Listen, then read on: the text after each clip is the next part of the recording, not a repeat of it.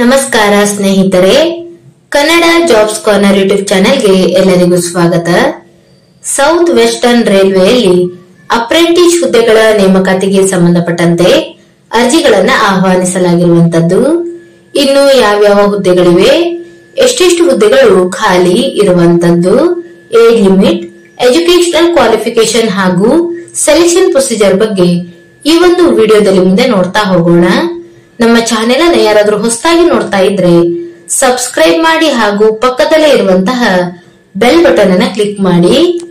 ಇನ್ನು ಈ ಒಂದು ಅಪ್ರೆಂಟಿಸ್ ಹುದ್ದೆಗಳಿಗೆ ಅರ್ಜಿಯನ್ನು ಸಲ್ಲಿಸಲು ಪ್ರಾರಂಭ ದಿನಾಂಕವನ್ನ ನೋಡೋದಾದ್ರೆ ಜುಲೈ 14ರಿಂದ ಆಗಸ್ಟ್ 13ರವರೆಗೆ ಅಭ್ಯರ್ಥಿಗಳಿಗೆ ಅರ್ಜಿಯನ್ನು ಸಲ್ಲಿಸಲು ಅವಕಾಶವನ್ನ ನೀಡಲಾಗಿರುವಂತದ್ದು.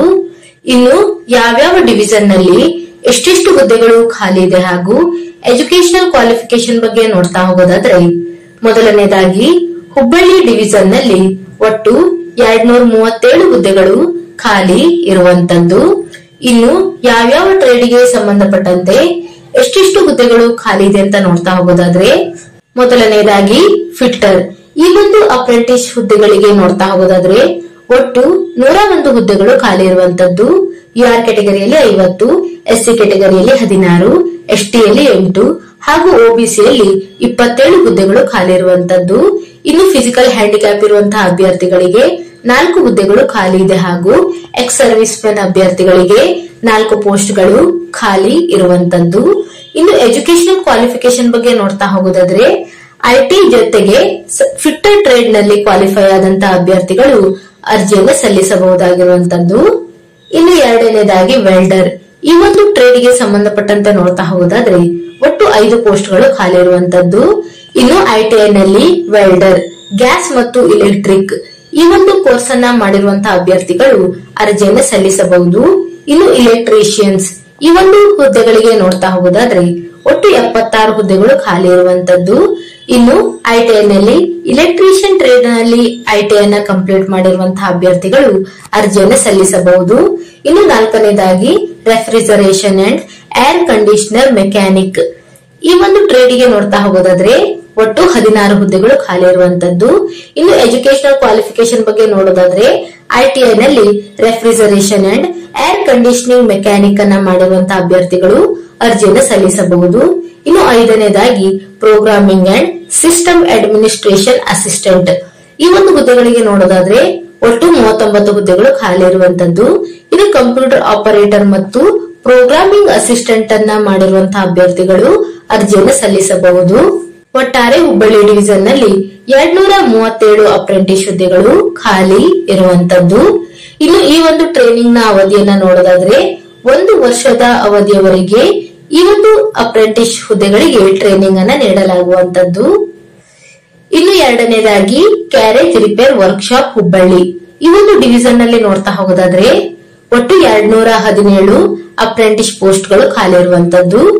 ಫಿಟ್ಟರ್ ನಲ್ಲಿ 97, ವೆಲ್ಡರ್ ನಲ್ಲಿ 32, ಮೆಕ್ಯಾನಿಸ್ಟ್ ಅಲ್ಲಿ 8, ಟರ್ನರ್ ನಲ್ಲಿ 9, ಹೀಗೆ ಆಯಾ ಟ್ರೇಡ್ ಗೆ ಸಂಬಂಧಪಟ್ಟಂತೆ ಖಾಲಿ ಇರುವಂತಹ ಪೋಸ್ಟ್ ಗಳ ಬಗ್ಗೆ ಕೆಟಗರಿ ವೈಸ್ ನೋಟಿಫಿಕೇಶನ್ ನಲ್ಲಿ ಎಲ್ಲಾ ಮಾಹಿತಿಯನ್ನ ಡೀಟೇಲ್ ಆಗಿ ನೀಡಿರುವಂತದ್ದು.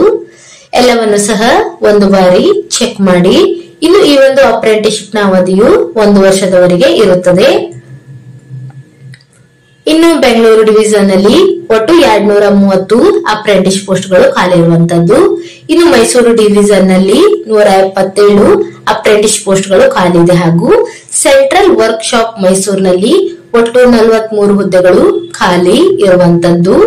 ಒಟ್ಟಾರೆ ಎಸ್ಡಬ್ಲ್ಯೂಆರ್ ರೀಸನ್ ನಲ್ಲಿ 904 ಅಪ್ರೆಂಟಿಸ್ ಹುದ್ದೆಗಳಿಗೆ ಅರ್ಜಿಗಳನ್ನ ಆಹ್ವಾನಿಸಲಾಗಿದೆ.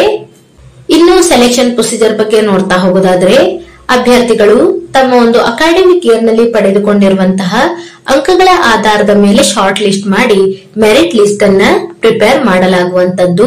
ಇನ್ನು ಅಭ್ಯರ್ಥಿಗಳು ಎಸ್ಎಲ್ಸಿಗೆ ಪಡೆದುಕೊಂಡಿರುವಂತಹ ಅಂಕಗಳಲ್ಲಿ ಮಿನಿಮಮ್ 50% ಅನ್ನ ಕನ್ಸಿಡರ್ ಮಾಡಲಾಗುವಂತದ್ದು ಹಾಗೂ ಐಟಿಐ ನಲ್ಲಿ ಸಂಬಂಧಪಟ್ಟಂತಹ ಫೀಲ್ಡ್ ನಲ್ಲಿ ಪಡೆದುಕೊಂಡಿರುವಂತಹ ಅಂಕಗಳಲ್ಲಿ ಮಿನಿಮಮ್ 50% ಅನ್ನ ಕನ್ಸಿಡರ್ ಮಾಡಲಾಗುವಂತದ್ದು.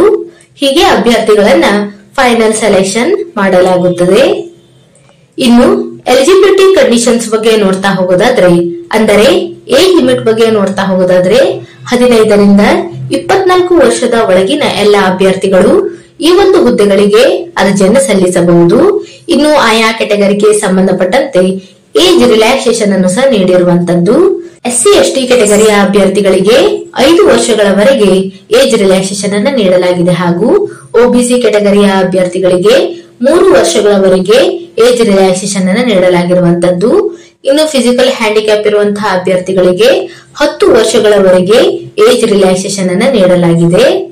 ಇನ್ನು ಎಕ್ಸ್ ಸರ್ವಿಸ್ ಮೆನ್ ಅಭ್ಯರ್ಥಿಗಳಿಗೂ ಸಹ ಅವರ ಒಂದು ಕೆಟಗರಿಗೆ ಸಂಬಂಧಪಟ್ಟಂತೆ ಏಜ್ ರಿಲ್ಯಾಕ್ಸೇಷನ್ ಅನ್ನು ನೀಡಲಾಗಿರುವಂತದ್ದು. ಇನ್ನು ಎಜುಕೇಶನಲ್ ಕ್ವಾಲಿಫಿಕೇಶನ್ ಬಗ್ಗೆ ನೋಡ್ತಾ ಹೋಗೋದಾದ್ರೆ, ಅಭ್ಯರ್ಥಿಗಳು SSLC ಅನ್ನ ಪಾಸ್ ಆಗಿರಬೇಕು ಅಥವಾ PUC ಅನ್ನ ಪಾಸ್ ಆದಂತಹ ಅಭ್ಯರ್ಥಿಗಳು ಸಹ ಅರ್ಜಿಯನ್ನು ಸಲ್ಲಿಸಬಹುದಾಗಿರುವಂತದ್ದು. ಇನ್ನು ಅಭ್ಯರ್ಥಿಗಳು ತಮ್ಮ ಒಂದು ಅಕಾಡೆಮಿಕ್ ಇಯರ್ ನಲ್ಲಿ ಮಿನಿಮಮ್ 50% ಮಾರ್ಕ್ಸ್ ಅನ್ನು ಪಡೆದುಕೊಂಡಿರಬೇಕಾಗಿರುತ್ತದೆ. ಇನ್ನು ಅಭ್ಯರ್ಥಿಗಳು ಸಂಬಂಧಪಟ್ಟಂತಹ ಟ್ರೇಡ್ ನಲ್ಲಿ ITI ಕೋರ್ಸ್ ಅನ್ನು ಸಹ ಕಂಪ್ಲೀಟ್ ಮಾಡಬೇಕಾಗಿರುವಂತದ್ದು. ಇನ್ನು ಅಪ್ಲಿಕೇಶನ್ ಫೀಸ್ ಬಗ್ಗೆ ನೋಡ್ತಾ ಹೋಗೋದಾದ್ರೆ, ಅಭ್ಯರ್ಥಿಗಳಿಗೆ ಒಟ್ಟು ₹100 ಅಪ್ಲಿಕೇಶನ್ ಫೀಸ್ ಇರುವಂತದ್ದು. ಇನ್ನು ಅಭ್ಯರ್ಥಿಗಳು ಅಪ್ಲಿಕೇಶನ್ ಫೀಸ್ ಅನ್ನ ಆನ್ಲೈನ್ ಮುಖಾಂತರ ಪೇಮೆಂಟ್ ಅನ್ನ ಮಾಡಬೇಕಾಗಿರುತ್ತದೆ. Debit card, credit card, internet banking, IMPS ಹೀಗೆ ಆನ್ಲೈನ್ ಥ್ರೂ ಅಪ್ಲಿಕೇಶನ್ ಫೀಸ್ ಅನ್ನ ಪೇಮೆಂಟ್ ಮಾಡಬೇಕಾಗಿರುವಂತದ್ದು. ಇನ್ನು SC ST ಮಹಿಳಾ ಅಭ್ಯರ್ಥಿಗಳು ಹಾಗೂ ಫಿಸಿಕಲ್ ಹ್ಯಾಂಡಿಕ್ಯಾಪ್ ಇರುವಂತಹ ಅಭ್ಯರ್ಥಿಗಳಿಗೆ ಯಾವುದೇ ರೀತಿಯಾದಂತಹ ಅಪ್ಲಿಕೇಶನ್ ಫೀಸ್ ಇರೋದಿಲ್ಲ. ಇನ್ನು ಉಳಿದಂತಹ ಎಲ್ಲ ಅಭ್ಯರ್ಥಿಗಳಿಗೆ ₹100 ಅಪ್ಲಿಕೇಶನ್ ಫೀಸ್ ಇರುವಂತದ್ದು. ಇನ್ನು ಅರ್ಜಿಯನ್ನ ಸಲ್ಲಿಸುವಂತಹ ವಿಧಾನದ ಬಗ್ಗೆ ನೋಡೋದಾದ್ರೆ, ಅಭ್ಯರ್ಥಿಗಳು ಆನ್ಲೈನ್ ಮುಖಾಂತರ ಅರ್ಜಿಯನ್ನ ಸಲ್ಲಿಸಬಹುದಾಗಿರುವಂತದ್ದು. ಇನ್ನು ಅಭ್ಯರ್ಥಿಗಳಿಗೆ ಅರ್ಜಿಯನ್ನ ಸಲ್ಲಿಸಲು ವೆಬ್ಸೈಟ್ ವಿಳಾಸವನ್ನು ಸಹ ನೀಡಿರುವಂತದ್ದು www.rrchubli.in. ಈ ಒಂದು ವೆಬ್ಸೈಟ್ ಮೂಲಕ ಅಭ್ಯರ್ಥಿಗಳು ಅರ್ಜಿಯನ್ನು ಸಲ್ಲಿಸಬಹುದಾಗಿರುವಂತದ್ದು. ಇನ್ನು ಅರ್ಜಿಯನ್ನು ಸಲ್ಲಿಸಲು ಕೊನೆಯ ದಿನಾಂಕವನ್ನ ನೋಡೋದಾದ್ರೆ, ಅಭ್ಯರ್ಥಿಗಳು ಆಗಸ್ಟ್ 13ರ ಒಳಗೆ ಅರ್ಜಿಯನ್ನ ಸಲ್ಲಿಸಬಹುದಾಗಿರುವಂತದ್ದು. ಇನ್ನು ಟ್ರೈನಿಂಗ್ ಪೀರಿಯಡ್ ಬಗ್ಗೆ ನೋಡೋದಾದ್ರೆ, ಈ ಒಂದು ಟ್ರೇಡ್ಗೆ ಸಂಬಂಧಪಟ್ಟಂತೆ ಆಯ್ಕೆಯಾದಂತಹ ಅಭ್ಯರ್ಥಿಗಳಿಗೆ 1 ವರ್ಷದ ಅವಧಿಯವರೆಗೆ ಟ್ರೈನಿಂಗ್ ಅನ್ನ ನೀಡಲಾಗುವಂತದ್ದು. ಇನ್ನು ಆಸಕ್ತ ಮತ್ತು ಅರ್ಹ ಅಭ್ಯರ್ಥಿಗಳು ಈ ಒಂದು ಅಪ್ರೆಂಟಿಸ್ಶಿಪ್ಗೆ ಅರ್ಜಿಯನ್ನ ಸಲ್ಲಿಸಬಹುದಾಗಿರುವಂತದ್ದು. ಇವಿಷ್ಟು ಸೌತ್ ವೆಸ್ಟರ್ನ್ ರೈಲ್ವೆಯಲ್ಲಿ ಕರೆಯಲಾದಂತಹ ಅಪ್ರೆಂಟಿಸ್ ಹುದ್ದೆಗಳ ನೇಮಕಾತಿಗೆ ಸಂಬಂಧಪಟ್ಟಂತಹ ಮಾಹಿತಿಯಾಗಿರುವಂತದ್ದು. ಈ ಒಂದು ವಿಡಿಯೋ ನಿಮಗೆ ಇಷ್ಟವಾಗಿದ್ದಲ್ಲಿ ಒಂದು ಲೈಕ್ ಮಾಡಿ, ಶೇರ್ ಮಾಡಿ ಹಾಗೂ ಸಬ್ಸ್ಕ್ರೈಬ್ ಮಾಡಿ. ಜೊತೆಗೆ ಪಕ್ಕದಲ್ಲೇ ಇರುವಂತಹ ಬೆಲ್ ಬಟನ್ ಅನ್ನ ಕ್ಲಿಕ್ ಮಾಡಿ.